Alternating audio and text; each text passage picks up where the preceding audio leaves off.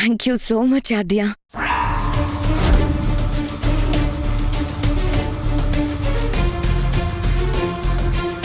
నీకేం కనిపించదు కదా, మరి నేనే హారతి ఇచ్చినట్టు అంత ఖచ్చితంగా ఎలా చెప్పావు?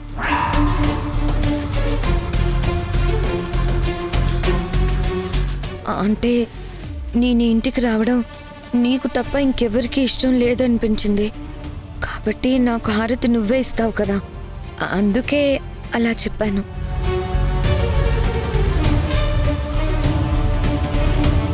లాజిక్ పట్టుకున్నావు.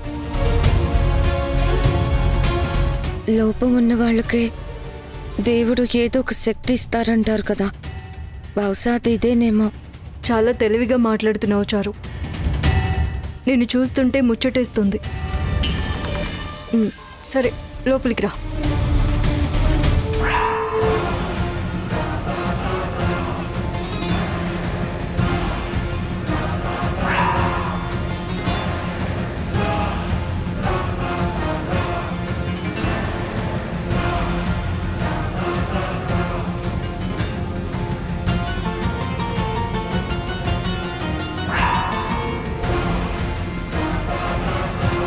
అంటే చారుకి కళ్ళు పోలేదా?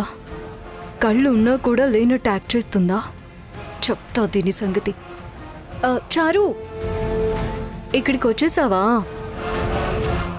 ఆగు, ఇక్కడ చైర్ పెట్టాను, కూర్చో. అక్కడే ఉంది, కూర్చో.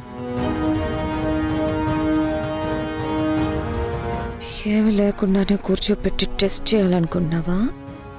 చెప్తా, కూర్చో.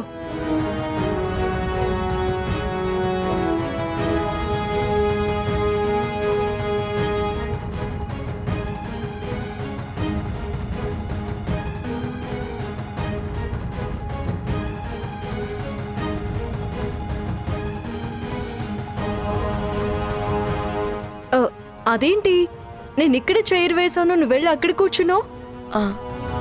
చూపు లేని వాళ్ళకి ఈ చేతి కర్రే దారి చూపిస్తుంది. దీంతో వెతుక్కుంటూ వచ్చాను, ఇక్కడేదో ఉన్నట్టు అనిపించింది, వచ్చి కూర్చున్నాను. ఇది సోఫా అని తెలిసింది. బాగుంది, మెత్తగా ఉంది. సూపర్ చారు, నీ టాలెంట్కి హ్యాట్స్ ఆఫ్. నాదే ఉంది ఆద్య, అంతా దేవుడిచ్చిందేగా. అదైనా టైమింగ్లో వాడాలి కదా, ఆ టాలెంట్ అందరికీ ఉండదు. ఏదో మీ అభిమానం. నువ్విక్కడ నీ టాలెంట్ ఎంత చూపించినా టైం వచ్చినప్పుడు నీ బండారం బయట పెట్టి నిజంగానే నీ గుడ్లు పీకేయకపోతే నా పేరు ఆద్య అనే కాదు. నువ్వు నన్ను ఏం చేయలేవు ఆద్య. ఇక్కడి నుంచి నేను కదిపే పావులు ఎలా ఉంటాయో కల్లో కూడా ఊహించలేవు. నేను నాటకం ఆడుతున్నట్టు నీకు డౌట్ వచ్చిందని నాకు అర్థమైంది. ఆ డౌట్ నిజమని అందరికీ ప్రూవ్ చేసే లోపే నువ్వు అమెరికాలో, నేను నా బావ శ్రీను ఊళ్ళో ఉంటాను.